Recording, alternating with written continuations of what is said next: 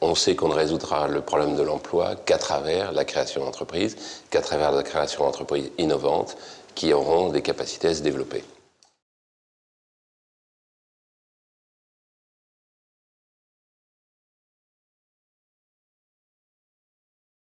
La France est un pays à coût élevé. On a l'euro qui est une monnaie forte. Pour qu'on puisse se permettre de continuer à fonctionner et de se développer, il faut absolument que nous créions des entreprises à haute valeur ajoutée.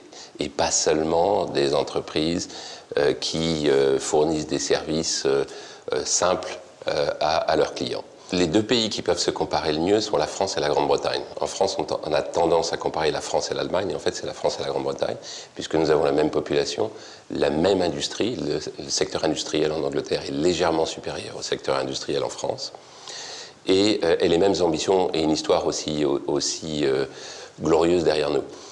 L'Angleterre était complètement tombée économiquement dans les années 70. Grâce à ces réformes des années 80, l'Angleterre aujourd'hui a un dynamisme en matière de création d'entreprises et donc un taux d'emploi bien meilleur que la France.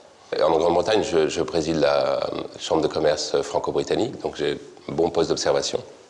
Mais ce qu'a fait l'État anglais, qui a été particulièrement réussi, ça a été cette communauté entre les universités, la recherche et l'entreprise, qui a débuté il y a environ maintenant un peu plus de 20 ans, et qui a généré ce qu'ils appellent les clusters, enfin des écosystèmes autour des grandes universités, et généré des tas de nouvelles entreprises dans la high-tech, dans la biotechnologie, par exemple autour de l'université de Cambridge, autour de l'université d'Impérial, mais dans de nombreuses villes en Grande-Bretagne. Et ça, c'est une immense réussite.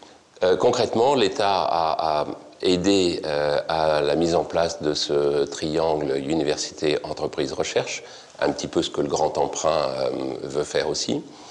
Mais ils l'ont fait de façon massive, ils ont développé l'investissement dans les universités de façon considérable, ils ont donné des déductions fiscales très élevées pour que les gens qui ont des capitaux puissent investir dans des start-up et des nouvelles entreprises. Ils ont créé un système de capital risque qui est beaucoup plus puissant que le nôtre.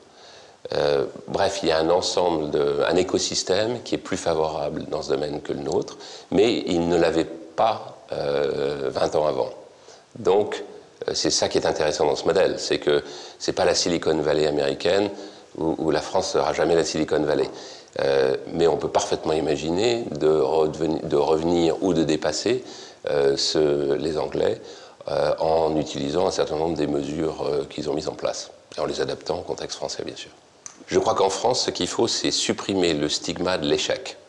On est un pays où raté laisse une trace. Alors que dans beaucoup d'autres pays, quelqu'un qui a créé une entreprise, même si ça n'a pas fonctionné, est vu comme un plus. C'est quelqu'un qui a pris un risque à un moment donné, et ça, c'est vu comme quelque chose de positif.